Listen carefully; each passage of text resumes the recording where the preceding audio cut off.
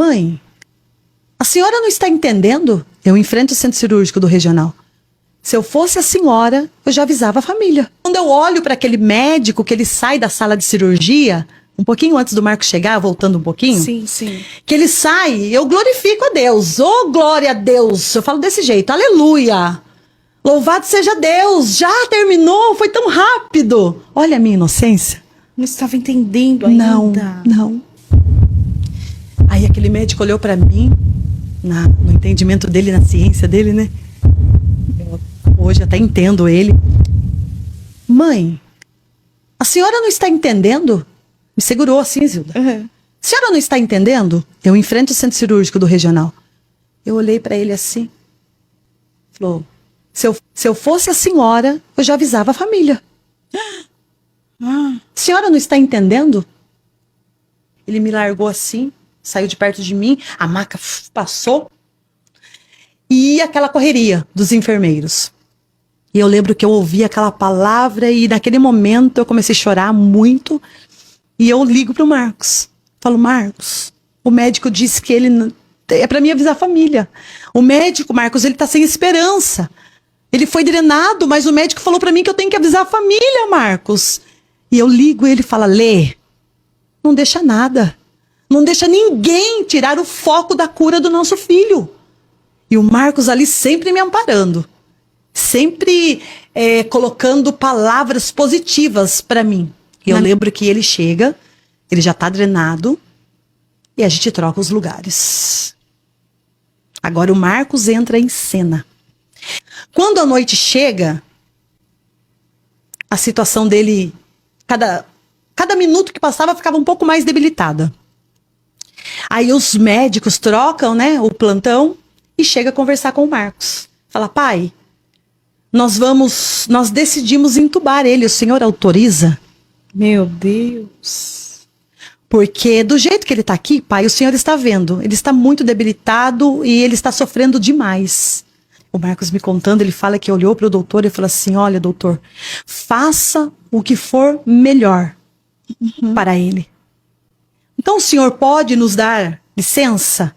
O senhor pode se retirar para a gente poder fazer todo o procedimento que precisa ser feito? E o Marcos conta que ele se retirou.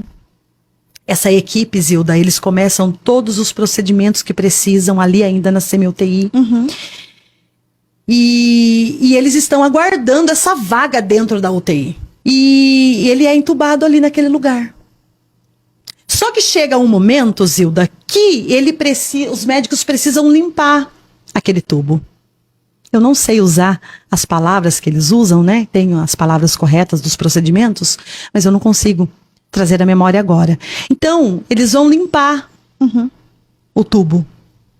Aí o Marcos conta pra mim, Zilda. Já era quase 1h da manhã quando isso aconteceu, porque eu lembro que eu estava sentada no tapete da minha sala e eu ligo pra ele. E quando eu ligo pra ele, eu pergunto pra ele, Marcos, está tudo bem? Parecia que eu estava sentindo. Está tudo bem aí? Ele, calma, Lê, tá tudo bem.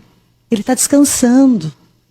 Zilda, foi exatamente no momento em que eles estavam limpando o tubo, estavam fazendo algum tipo de procedimento ali, que o Marcos conta pra mim que ele teve várias paradas cardíacas. Ele foi totalmente desestabilizado de tudo aquilo que eles já tinham feito naquele momento para estabilizar. O Marcos olhando de longe, que ele não podia estar perto. E chega um momento em que a equipe médica se afastam. Pelo posicionamento do corpo, do ambiente, de como eles se comportaram, é como se eles estivessem dizendo assim, nós já fizemos tudo o que nós podíamos. Não consigo mais ir além, sabe? Houve tentativas, houve correria, mas é como se eles tivessem dito isso para o Marcos. O Marcos conta que quando eles dá essa recuada, o Marcos entra pedindo licença, dá licença, dá licença. E quando ele entra, ele coloca os braços por debaixo. E um pouco antes ele recebe uma ligação. E a orientação de Deus para ele é: repreenda no ouvido dele todo espírito de morte. E ele lembra. E ele vai, e ele abraça, e ele ora. E ele diz para mim que a oração dele era: eu disse para ela que ele vai viver. Não leva ele. Eu disse para ela que ele vai viver. Não leva ele. Espírito de morte, sai no nome de Jesus. Eu disse para ela, Jesus, que ele vai viver. Não leva ele. Zilda, as máquinas, os aparelhos, o coração volta. Glória a Deus. Ele consegue ouvir novamente os aparelhos e naquele momento ele diz que toda a equipe: sai, pai. Sai, pai. Dá licença, pai. Sai. E eles conseguem estabilizar o Pietro.